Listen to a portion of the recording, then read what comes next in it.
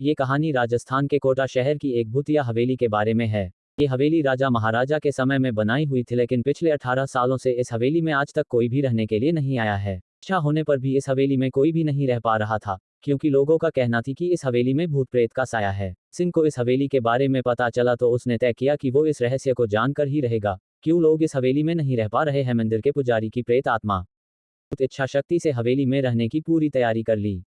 जब उसने हवेली के अंदर जाने के लिए पैर आगे बढ़ाए तो दरवाजे पे किसी अनजान व्यक्ति ने उसे रोक लिया और नजदीक जाके बोले, कौन हो आप और किधर जा रहे हो? अजीत सिंह ने जवाब देने के बजाय उसने सामने सवाल किया, जी आप कौन? मेरा नाम अर्जुन सिंह है और मैं यही पास में ही रहता हूँ। सिंह ने कहा, ओह अच्छा, मैंने सुना है कि यह एक भूतिया हवेली है और यहाँ कोई नहीं आ पाता है, इसलिए मैं इस हवेली में एक दिन रुकने का फैसला किया है। सिंह ने कहा, जी हाँ आपने सही सुना है, अभी अंदर मत जाइए, मेरी माने तो आप भी वापस लौट जाइए, यहाँ बहुत खतरा है। सिंह खुश हो गया जैसे उन्हें कोई लॉटरी लग गई हो।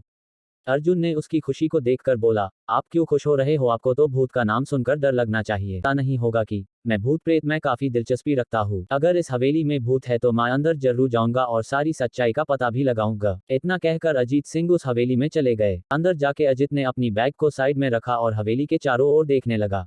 सारे रूम भी चेक कर लिए। बाद में ड्राइंग रूम में आके सोफे पर बैठ गया। उसने वहां बैठकर दारू के 2-4 पैक भी पिए।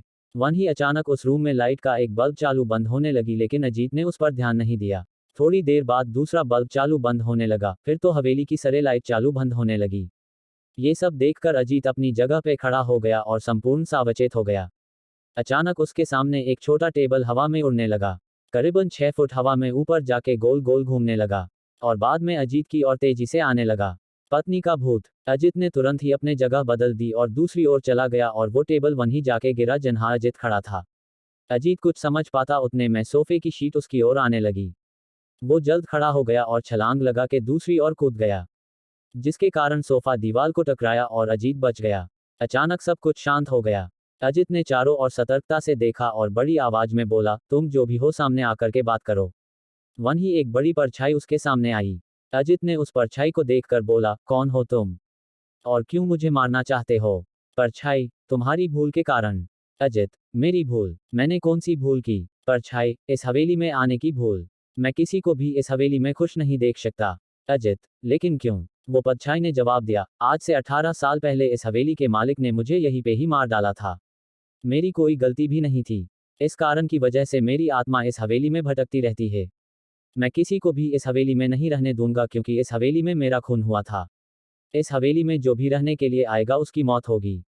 अजीत ने कहा, मैं तुम्हें अपने असली रूप में देखना चाहता हूँ। तुम्हें मारने से पहले मैं तेरी यह इच्छा अवश्य पूरी करूंगा।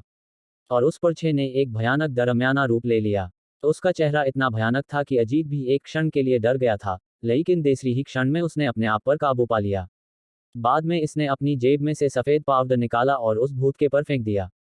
भूत के पर पाउडर पड़ते ही वो जलने लग गया। बड़ी बड़ी ज्वाला ही उठने लगी। वो बहुत जोर जोर से चिल्लाने लगा और बाद में पूरी तरह से जल गया। उसके बाद अजीत ने चैन से सांस लिया और वहीं पर सो गया। दूसरे दिन सुबह जब अजीत को सही सलामत हवेली से बाहर आते देख अर्जुन को आश्चर्य हुआ। अर्जुन ने अजीत से पूछा, तुम कैसे जिंदा हो? जब अजीत ने अर्जुन को कल रात को घटी घटना को पूरी तरह से बताया और बोला, अब ये हवेली भूतिया हवेली नहीं रही। दोस्तों, आपको ये कहानी राजस्थान के कोटा की भूतिया हवेली कैसी लगी? प्लीज हमें कमेंट करके जरूर बताएं।